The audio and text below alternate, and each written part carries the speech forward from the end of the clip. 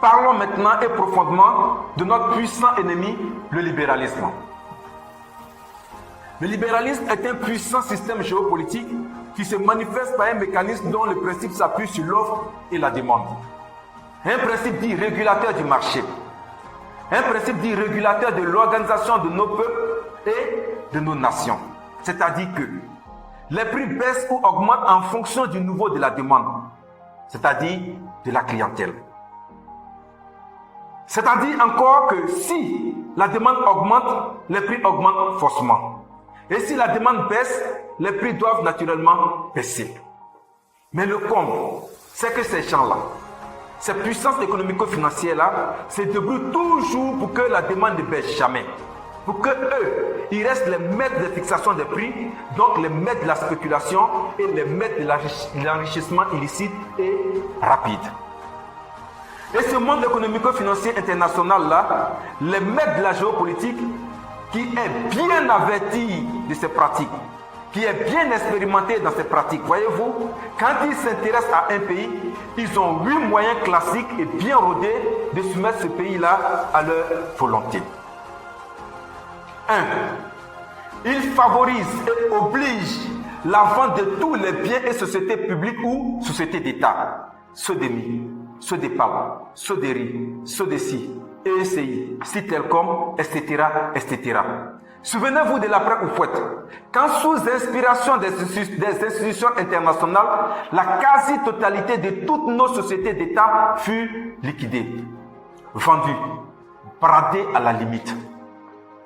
C'était fait exprès pour éviter que nos gouvernements ne deviennent, par le biais de ces différentes sociétés d'État, de puissants adversaires pour eux, en leur faisant la concurrence pour ce qui concerne la fixation des prix.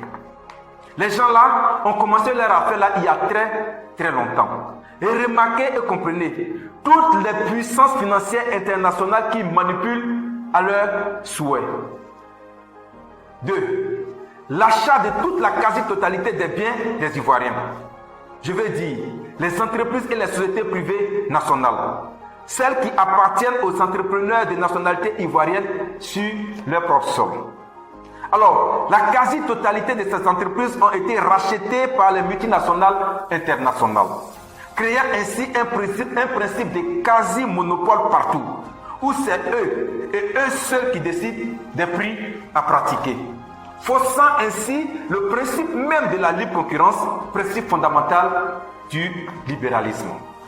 3. Ils encouragent l'immigration à souhait pour favoriser les conditions de forte demande, faisant ainsi le lit de la cherté de la vie et le lit des bénéfices à profusion et à souhait. Il faut tout mettre en œuvre pour que le niveau de la demande soit toujours maintenu élevé pour que eux, ils travaillent à dépouiller encore et encore le peuple ivoirien. 4. Ils se débrouillent pour choisir ceux qui doivent nous diriger, et de préférence ceux ayant des diplômes d'économie et qui sont expérimentés à leurs pieds dans leur haute institution financière internationale. Et même si ces 10 présidents doivent rester à vie au pouvoir, ils s'en foutent éperdument, pourvu que ces derniers fassent leur affaire un point, un trait. Et cela ne constitue même pas un problème pour eux. Eux, les donneurs de leçons des questions de démocratie internationale aux Africains, qu'ils considèrent toujours et qu'ils continuent toujours de regarder encore et encore comme des indigènes, comme des barbares, comme des incultes. 5. Et ils combattent tous les produits venant d'un autre pays qui soient parfois de meilleure qualité et de meilleur prix que les leurs, en traitant ces produits de contrefaçon et de produits prohibés et dangereux. Voyez-vous, eux ils produisent et vendent très cher et ils empêchent que d'autres produits plus moins chers que pour eux viennent leur faire de la concurrence. C'est vraiment dangereux et grave.